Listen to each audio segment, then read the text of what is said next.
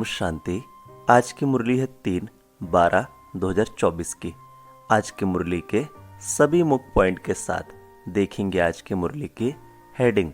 बाबा ने कहा, मीठे बच्चे, याद की यात्रा में अलबेले मत बनो।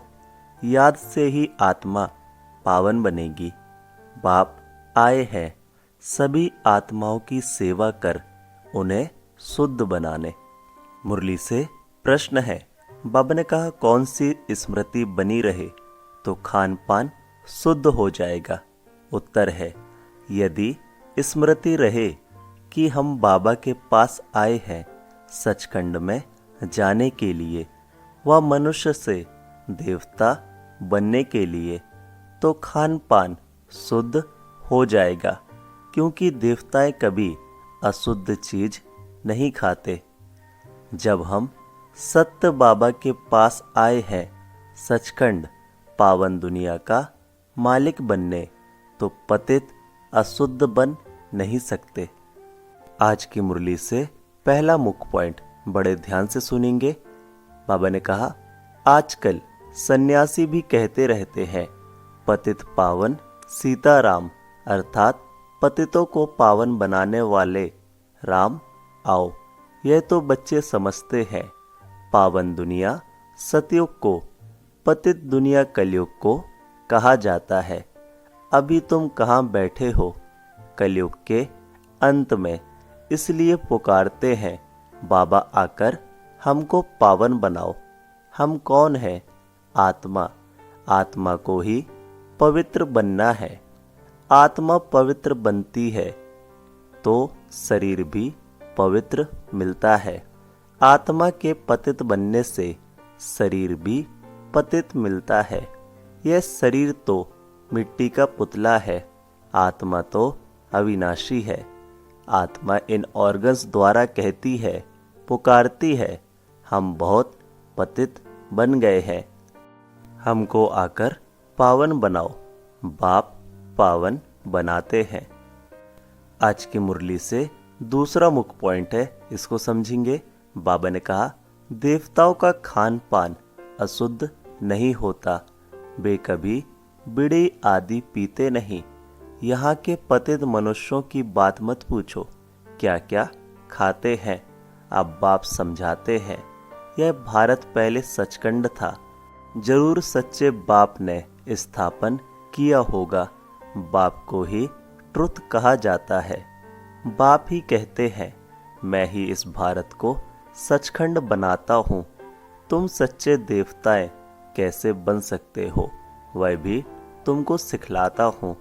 कितने बच्चे यहाँ आते हैं, इसलिए यह मकान आदि बनवाने पड़ते हैं।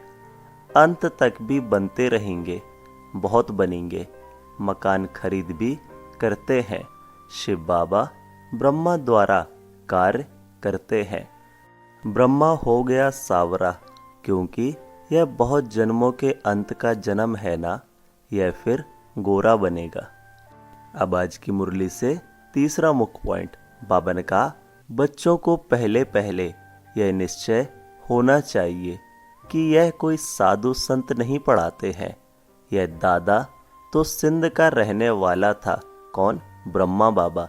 परंतु इसमें जो प्रवेश कर बोलते हैं वह है ज्ञान का सागर। उनको कोई जानते ही नहीं। कहते भी हैं गॉड फादर, परंतु कह देते उनका नाम रूप है ही नहीं। वह निराकार है, उनका कोई आकार नहीं है। फिर कह देते वह सर्वव्यापी है। अरे परमात्मा कहाँ है? कहेंगे वह सर्वव्यापी है, सबके अंदर है। अरे हर एक के अंदर आत्मा बैठी है, सब भाई भाई है ना। फिर घट घट में परमात्मा कहाँ से आया? ऐसे नहीं कहेंगे। परमात्मा भी है और आत्मा भी है। परमात्मा बाप को बुलाते हैं, बाबा आकर हम पतितों को पावन बनाओ। मुझे तुम बुलाते हो यह धंधा, यह सेवा करने के लिए। हम सभी को आकर शुद्ध बनाओ। आज की मुरली से चौथा मुख्य पॉइंट ध्यान से समझेंगे। बाबा ने कहा, पतित दुनिया में हमको निमंत्रण देते हो, कहते हो बाबा हम पतित हैं। बाप तो पावन दुनिया देखते ही नहीं, पतित दुनिया में ही तुम्हारी सेवा करने के लिए आए हैं। अब यह रावण राज विनाश हो जाएगा, बाकी तुम राजयोग सीखते हो, वह जाकर राजाओं का राजा बनते हो। तुमको अनगिनत बार पढ़ाया है, फिर 5000 वर्ष बाद तुमको ही पढ़ाएंगे।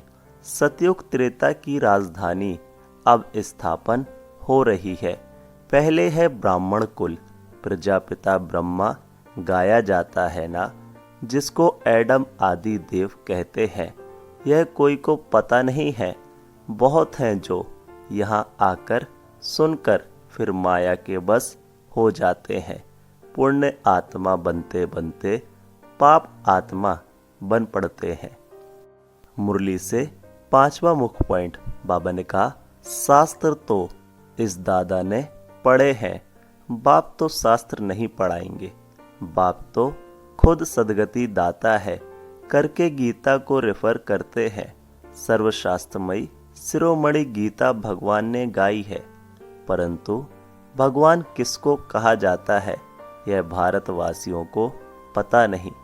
बाप कहते हैं मैं निष्काम सेवा करता हूँ, तुमको विश्व का मालिक बनाता हूँ, मैं नहीं बनता हूँ। स्वर्ग में तुम मुझे याद नहीं करते हो। दुख में सिमरण सब करे, सुख में करे ना कोई। इनको दुख और सुख का खेल कहा जाता है। स्वर्ग में और कोई दूसरा धर्म होता ही नहीं, वह सभी आते ही हैं बाद में। तुम जानते हो अभी इस पुरानी दुनिया का विनाश हो जाएगा। नेचुरल क्लाइमेटीज तूफान आएंगे जोर से, सब खत्म हो जाएंगे। आज की मुरली से 6वां मुख्य पॉइंट है, बाप अभी आकर बेसमझदार से समझदार बनाते हैं। बाप ने कितना धन माल दिया था, सब कहाँ गया। अभी कितने इंसॉल्वेंट बन गए हैं। भारत जो सोने की चिड़िया था, वह अब क्या बन पड़ा है। अब फिर पतित पावन बाप आए हुए हैं, राजयोग सिखला रहे हैं। वह है हठयोग, यह है राजयोग। यह राजयोग दोनों के लिए है, पुरुष और महिलाओं के लिए। वह हठयोग सिर्फ पुरुष ही सीखते हैं। आज की मुरली से 7वां पॉइंट, अब बाप कहते हैं पुरुषार्थ करो, विश्व का मालिक बनकर दिखाओ। अब इस पुरानी दुनिया का विनाश तो होना ही है, बाकी थोड़ा समय है।